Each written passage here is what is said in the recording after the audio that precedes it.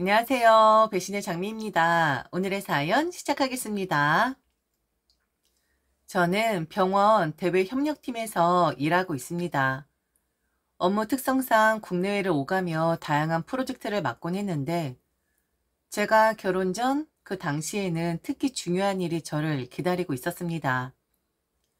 바로 홍콩에 병원을 설립하는 대규모 프로젝트였죠. 병원의 기획부터 운영 계획까지 직접 주도해야 했기에 최소 1년은 홍콩에서 지내야 했습니다. 제게는 오랫동안 연애를 해온 남편, 아니 당시의 남자친구가 있었습니다. 그는 중소기업에서 근무하며 성실하게 일하는 사람이었지만 제가 외국으로 나가야 한다는 사실을 두고 꽤 고민이 많았던 것 같아요.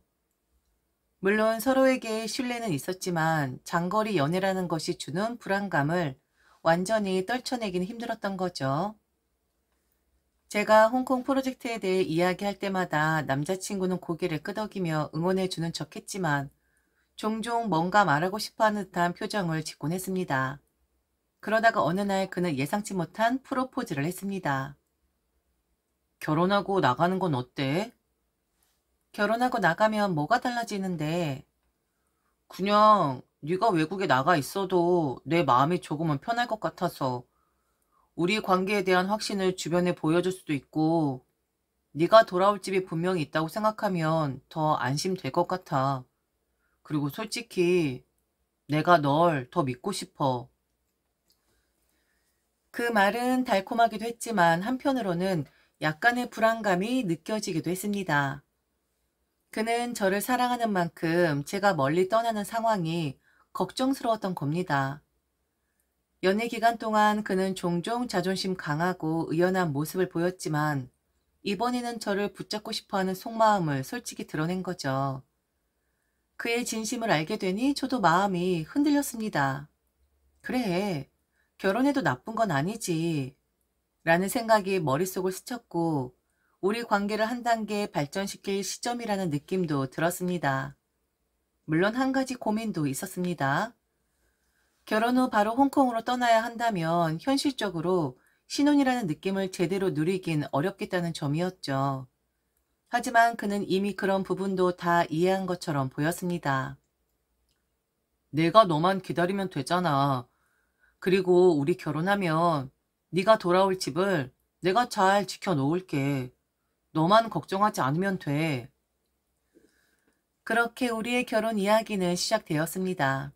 홍콩으로 떠나기 전 새로운 출발선에 서게 된 것이죠. 남편의 진심 어린 제안을 듣고 고민을 거듭한 끝에 저 역시 결혼을 결심하게 되었습니다. 단순히 그의 불안을 덜어주기 위해서만은 아니었습니다. 제가 해외에서 바쁘게 지내는 동안에도 남편이라는 존재가 저를 기다려줄 거라는 믿음, 그리고 그가 저를 사랑하는 만큼 확신을 가지고 있는 모습을 보니 자연스럽게 마음이 기울더군요. 이 소식을 부모님께 말씀드리니 예상보다 더 반가워하셨습니다. 특히 아버지께서는 저희 결혼을 지지하는 한편으로 이 기회를 계기로 제게 다른 방향을 제안하셨습니다. 그래, 결혼도 좋다. 그리고 이번 일 마무리하고 돌아오면 네가 이제는 아버지 병원에서 함께 일했으면 한다. 남의 병원만 위해서 뛰어다니는 것도 이제 그만하고 말이다. 네가 가진 능력으로 우리 병원을 키우는 데 집중하면 좋겠어. 아버지는 제가 항상 해외를 다니며 다른 병원의 프로젝트를 진행하는 걸 두고 걱정이 많으셨습니다. 자칫 제 건강이 상하거나 그 노력의 결실이 결국 다른 사람의 병원을 위해 쓰이는 게 아니냐는 섭섭함도 있었죠. 결혼하고 나면 네 삶이 안정될 테니 그때부터는 가족을 위한 일을 생각해 보는 것도 괜찮지 않겠냐? 라는 말씀까지 하셨습니다. 아버지의 말씀은 부담스럽기도 했지만 한편으로는 결혼이라는 선택이 더더욱 옳은 결정이라는 확신도 들게 했습니다. 부모님은 결혼이 제가 가야 할 방향의 새로운 전환점이 될 거라고 생각하셨고, 저도 이제는 제 삶의 중심을 조금 바꿔야 할 시기가 되었다는 것을 받아들이게 되었습니다. 그렇게 결혼을 결심하고 난 뒤, 다음은 남편의 부모님께 인사를 드리는 일이었습니다. 그동안 남편에게 종종 시댁 이야기를 듣긴 했지만 사실 어떤 분들일지 조금 걱정스러웠습니다. 제가 직장 때문에 해외를 자주 다니는 부분이나 결혼과 동시에 바쁘게 일해야 한다는 점 등을 어떻게 보실지 몰랐기 때문이죠. 우리 부모님은 전혀 문제 없을 거야. 오히려 네가 너무 훌륭한 사람이라고 좋아하실걸? 이라며 저를 안심시켰습니다. 그 말에 조금은 안도했지만 막상 남편의 집으로 향하는 길은 긴장감이 가득했습니다. 남편의 부모님은 도착하자마자 밝은 웃음으로 저를 맞이하셨습니다. 첫 인상만 보면 따뜻하고 다정한 분들이셨죠. 차 한 잔을 마시며 자연스럽게 제 얘기를 꺼내던 남편의 어머니는 제가 대외 협력팀에서 해외를 자주 다닌다는 이야기를 듣고는 고개를 끄덕이며 말씀하셨습니다.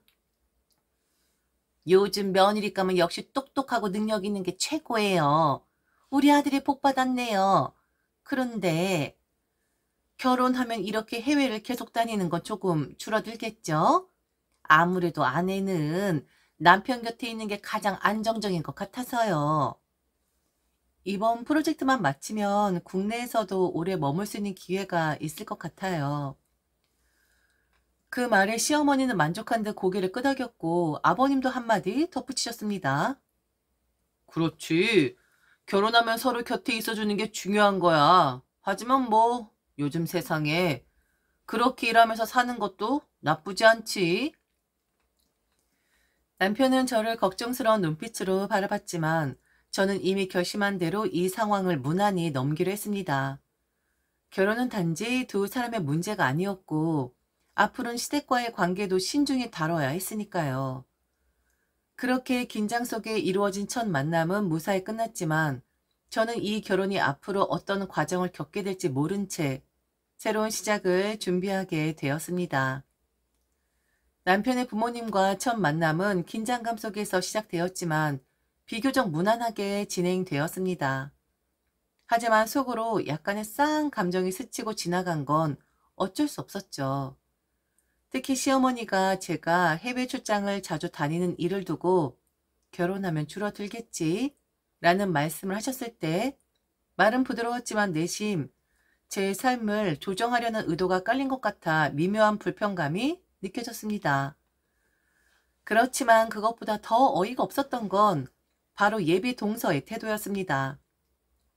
남편에게는 결혼을 앞둔 남동생이 있었는데 마침 제가 인사를 드리러 온다는 소식을 듣고 그의 예비 신부, 그러니까 제 예비 동서가 함께 나와 있었습니다. 처음 마주쳤을 땐 상냥한 미소를 짓더니 대화를 나누다 보니 그 속내가 드러나기 시작했습니다. 형님 될 사람이라고요? 근데 좀 바쁘신 분인가 봐요. 해외를 그렇게 다니면 집안일은 누가 하죠? 그 말에 순간 당황했지만 최대한 태연한 표정을 유지하려 했습니다. 아직 서로 잘 알지도 못하는 상황에서 이런 지적을 받으니 기분이 좋을 리가 없었죠. 아, 그리고 결혼 날짜 잡으셨다고요? 근데 우리 결혼식이 한 달 뒤라 좀 그렇네요. 뭔가 제 결혼식이 밀려서 조용해지는 기분이랄까? 결혼 날짜를 저희 결혼 한참 뒤에 잡으시면 좋았을 텐데요. 아무래도 제 결혼이 더 눈에 띄게 하고 싶었거든요. 근데 솔직히 형님 될 분이 해외에 오래 계신다면서요. 그러면 명절이나 제사 같은 거 다 제가 해야 하는 거 아니에요? 저도 결혼하고 이런 거 딱 질색인데. 아, 어머니, 형님이 바쁘시면 저희가 더 자주 와야 하겠네요. 형님 대신 어머님 도와드려야 하니까요. 그 순간 방 안의 공기가 확실히 싸늘해졌습니다. 말이 형식적으로 공손해 보였지만 한마디 한마디가 저를 겨냥한 비아냥으로 가득 차 있었습니다. 그리고 그런 예비동서의 입을 막은 건 다름 아닌 시어머니셨습니다. 그만 좀 해라. 아무리 그래도 형님 될 사람인데 그렇게 말하면 안 되지. 아직 어리니까 그렇다고 이해하지만 사람 대하는 법 좀 배워라. 그제야 예비동서는 그냥 농담이었어요. 라며 억지 미소를 지어 보였습니다. 하지만 농담으로 치부하기에는 그 뉘앙스와 태도가 분명히 저를 깎아내리려는 의도였다는 걸 느낄 수 있었습니다. 남편은 어색한 분위기를 풀려고 괜히 물잔을 건네주며 화제를 바꿨지만 이미 제 머릿속엔 이런 생각이 맴돌고 있었습니다. 아, 결혼이라는 게 이런 거구나. 앞으로 이런 감정을 얼마나 자주 느껴야 할까? 예비 동서의 비아냥과 시어머니의 미묘한 태도, 그날의 만남은 단순한 인사가 아니라 앞으로 다가올 관계의 어려움을 미리 맛본 듯한 날이었습니다. 결혼한 지 한 달이 지나고 저는 홍콩으로 장기 출장을 떠났습니다. 남편과는 잠시 떨어져 지내야 했지만 저희는 이 결정을 내릴 때 이미 충분히 상의했고 서로를 믿었기에 문제는 없을 거라고 생각했습니다. 그런데 예상치 못한 곳에서 불편함이 시작됐습니다. 바로 동서였습니다. 동서는 결혼 전에도 꽤 직설적이고 거침없는 사람이었지만 결혼 후에는 그런 성격이 더 심해진 것 같았습니다. 특히 그녀의 혼전 임신으로 인해 빠르게 결혼이 진행되면서 뭔가 서둘러 안정적인 자리를 잡아야 한다는 마음에서인지 제게 요구하는 것들이 점점 늘어났습니다. 처음엔 그저 아이 용품을 사달라는 요구였습니다. 형님, 홍콩은 애들 용품 진짜 많잖아요. 저희 애가 곧 태어나는데 거기서 예쁜 옷이나 유모차 좀 사다 주실 수 있어요? 인터넷으로 보니까 홍콩 게 한국 거보다 훨씬 세련됐던데. 요구는 여기서 끝나지 않았습니다. 제게 물건값을 보내겠다는 하는 말은 전혀 없었고 오히려 제 돈으로 사와야 한다는 뉘앙스가 강했습니다. 아, 형님, 저희 첫 애잖아요. 그래서 좀 특별한 걸 입히고 싶어요. 애 엄마 마음도 몰라요? 형님이 좀 챙겨주세요. 뭐, 돈 많으시잖아요? 형님, 형님은 홍콩에 계시니 제사 같은 건 형님 대신 제가 다 하고 있잖아요. 그러니 돈이라도 좀 보내주셔야죠. 어머니가 요즘 형님 자리 비었다고 서운해하세요. 저니까 어머님, 아버님 모시는 거예요. 형님은 외국에 나가 계시니 제가 형님 역할까지 다 하고 있잖아요. 그러니 고마운 줄 아셔야죠. 솔직히 말해서 지금 제가 형님 노릇하고 있는 거라고요. 그 말에 당황하지 않을 수 없었습니다. 제사나 시댁 행사 같은 걸 제가 맡아야 한다고 강요한 것도 아니었고 제게는 전혀 상의 없이 본인이 알아서 하고 있다는 걸 고맙게 여기라는 뉘앙스가 너무 뻔뻔하게 느껴졌습니다. 심지어 그녀는 제게 이런 말을 하기도 했습니다. 형님, 결혼하실 때 그렇게 신혼집까지 다 마련하고 시작했잖아요. 저희는 그런 여유가 없었거든요. 그러니까 형님이 조금 더 도와주셔야 한다고 생각해요. 그런 게 형님이 해줘야 하는 역할 아닌가요? 결혼 전부터 느꼈던 그 싸한 기운이 결혼 후엔 확신으로 바뀌었습니다. 제게 쉴 새 없이 연락하며 요구하는 그녀의 뻔뻔함에 화가 났지만 당시 저는 홍콩에서 바쁘게 일하고 있었기에 하나하나 대응할 여력이 없었습니다. 홍콩에서의 1년을 마치고 한국에 돌아왔지만 돌아오자마자 느껴지는 어색함과 소외감은 예상했던 것 이상이었습니다. 시댁과의 관계는 동서의 존재로 인해 한층 더 복잡해져 있었습니다. 가장 큰 문제는 동서의 의도적인 이간질이었습니다. 동서는 마치 시댁과 저 사이에 다리를 놓아주는 것처럼 보였지만 그 다리를 이용해 저를 깎아내리고 있었습니다. 제가 홍콩에 있을 동안 동서는 시부모님께 이런 말을 퍼뜨렸습니다. 형님은 시댁일에 관심이 없으세요. 항상 바쁘다고 핑계만 대고 본인 일만 중요하다고 하시더라고요. 제사 때도 돈만 보내면 끝이라고 하세요. 몸으로 고생하는 건 싫으신가 봐요. 그 말을 들은 시부모님은 점점 저와 거리를 두셨습니다. 제가 홍콩에 있을 때도 연락 한 번 없으시더니 한국에 돌아온 뒤에도 마찬가지였습니다. 제가 먼저 연락을 드리면 겨우 짧게 안부만 묻고 끊으시곤 했죠. 심지어 동서는 이런 말까지 덧붙였습니다. 어머니, 형님은 본인 집안일도 신경 안 쓰세요. 외국에서 돌아오셔도 시댁일에 관심 없으실 거예요. 제가 다 알아서 하니까 걱정 마세요. 이 말을 믿으신 시어머니는 제가 돌아와도 별다른 기재를 하지 않으셨고 저를 냉대하는 태도로 일관하셨습니다. 동서는 저와 시부모님 사이를 의도적으로 멀어지게 하면서도 겉으론 아주 싹싹하게 행동했습니다. 어머님, 아버님, 제가 있으니까 걱정 마세요. 형님 대신 제가 다 알아서 챙기고 있잖아요. 저는 형님처럼 바쁜 사람이 아니라 다행이에요. 이런 말을 시부모님 앞에서 서슴없이 하는 동서를 보면서도 저는 참았습니다. 괜히 반응을 했다가 제가 오히려 쪼잔한 사람으로 비칠 것 같았기 때문이죠. 하지만 점점 참기 힘든 상황들이 벌어졌습니다. 시부모님은 동서에게 은호만 하시고 저에게는 전혀 연락하지 않으셨습니다. 그리고 나중에 알게 된 사실이지만 동서는 이런 말을 덧붙였더군요. 형님은 제가 형님 대신 다 해드리는 걸 고마워하시기는커녕 짜증난다고 하셨어요. 저보고 어머님 아버님한테 너무 잘한다고 뭐라 하던데요? 저는 그 말을 듣고 충격을 받았습니다. 저는 단 한 번도 동서를 탓하거나 시부모님께 서운한 감정을 표현한 적이 없었는데 동서는 없는 말을 만들어내 시부모님과 저 사이를 완전히 갈라놓고 있었습니다. 그럼에도 불구하고 저는 동서의 행동에 반응하지 않기로 했습니다. 모든 상황에 일일이 대응하다 보면 제가 더 나쁜 사람처럼 보일 것 같았기 때문이죠. 저는 기다리기로 했습니다. 시간이 지나면 진실은 드러나겠지 라는 믿음을 가지고 그 순간을 기다렸습니다. 그러다가 뜻밖의 전화 한 통이 모든 것을 뒤흔들었습니다. 그 주인공은 다름 아닌 동서였습니다. 형님, 돈 좀 빌려주세요. 왜 돈이 필요한 건데? 형님, 제가 1년 동안 시부모님 모셨잖아요. 그동안 형님이 안 계셨으니까 제가 수고비 내놓으세요. 그게 예의 아닌가요? 동서는 제가 홍콩에 있는 동안 자신이 시부모님을 모셨으니 그에 대한 보상을 하라는 것이었습니다. 돈을 빌려달라는 것도 아니고 제가 그녀에게 빚을 진 거라며 당당하게 요구했습니다. 저는 한동안 말문이 막혔죠. 그런데 알고 보니 동서의 상황이 꽤 심각했습니다. 그녀는 평소 씀씀이가 컸습니다. 명품 가방은 물론이고 자신의 친정 부모님께 고가의 차를 사드리고 해외여행까지 보내드렸다는 이야기가 나중에 들려왔습니다. 문제는 이런 사치로 인해 동서가 엄청난 빚을 졌다는 것이었죠. 결국 이 모든 사실은 시동생에게까지 전달되었습니다.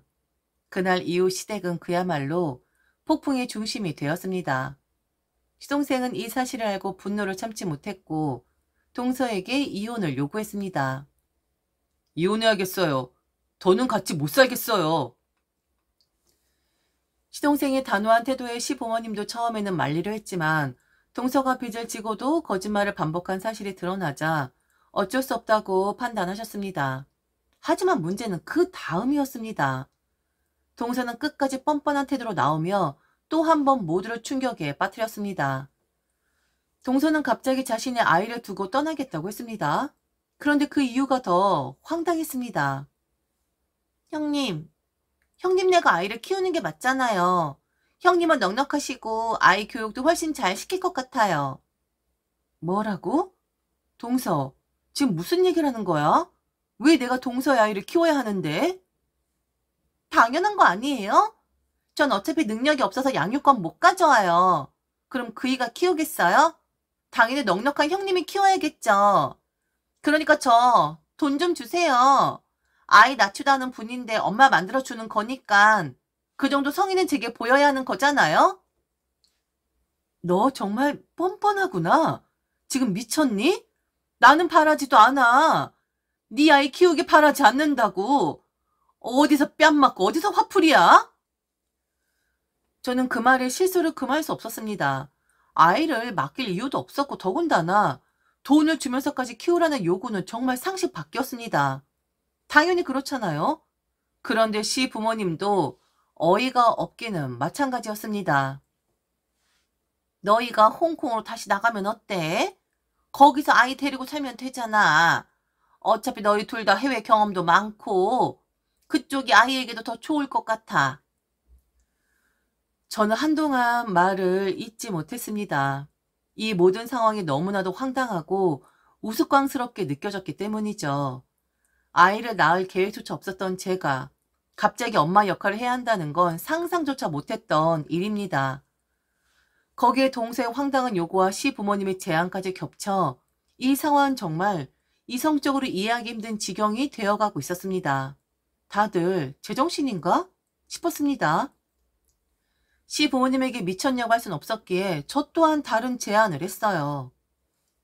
그럼 이렇게 하면 되겠네요.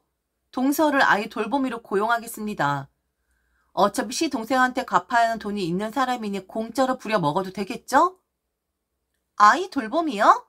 형님 그게 무슨 소리예요?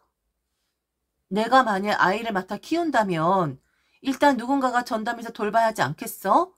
나는 병원 일을 하고 있고 4시간 대부분은 직장에서 보내니 아이를 돌볼 사람이 필요하거든? 그리고 동서가 친모니까 그 역할에 가장 적합한 사람이지. 아니 얘야 그게 무슨 소리니? 이혼을 한다고 하는데 무슨 아이 돌보미로 쓰겠다는 거야? 지금 이게 말이 되는 소리라고 생각을 하니? 왜 말이 안 되죠? 그럼 시동생의 아이를 저보고 맡으라고 하는 건 말이 되나요? 서방님, 양육비 줘야 하는 거 알죠? 아주 특수한 상황이니 매달 500만 원 정도면 될 것 같은데 적절한 금액이죠? 형수님, 500만 원이요? 미쳤어요? 왜요? 미친 거예요? 그럼 이 제안을 한 사람들은 제정신일까요?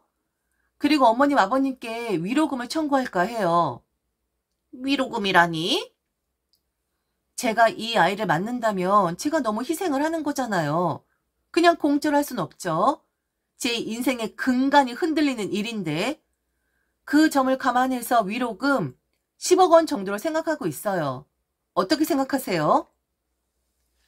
순간 침묵이 흘렀습니다. 시어머니는 하얗게 질린 얼굴로 시아버지를 바라보았고 시동생은 분노에 차서 주먹을 꽉 쥐고 있었습니다.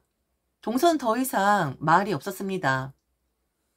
아니면 이 모든 상황을 정리하시고 제가 이 일에 관여하지 않도록 해주시는 게 어떨까요? 저희는 빼고 알아서들 하시는 게 어떤가 하고 묻는 거예요. 돈도 없으시잖아요? 그리고 이런 대우 받는 걸 저희 부모님이 아시면 가만히 계실까요?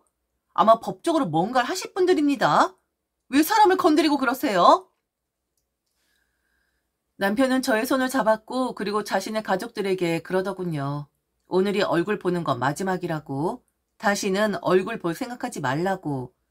왜 남의 가정까지 깨트리려 하는 거냐고. 그렇게 이야기는 끝이 났습니다. 동서는 자신의 친정에 갖다 바쳤던 고가의 물건들을 싹 다 팔아 빚을 청산했고 시동생은 동서를 떠나지 않았습니다. 하지만 저는 이 일을 계기로 시댁과의 연을 끊었습니다. 남편도 모든 상황을 지켜보며 먼저 인연을 끊자고 말했습니다. 그들의 요구에서 완전히 벗어난 지금 저는 아버지 병원에서 일하며 제 삶에 충실하고 있습니다. 다시는 이런 일이 없을 거라는 확신과 함께 살다 저런 소리를 다 듣게 되네요. 부모님께는 말씀드리지 않았어요. 그냥 제가 시댁이 불편해서 안 가는 것뿐이라고 말을 했죠. 그래도 언젠가는 말씀드려야 할 것 같긴 합니다. 계속 시댁 어른들은 안녕하시냐라고 물어보시거든요. 만약 이 사실을 아시면 뭐라 하실지 참 궁금하긴 하네요. 지금까지 들어주셔서 진심으로 감사합니다. 이상 대신의 장미였습니다.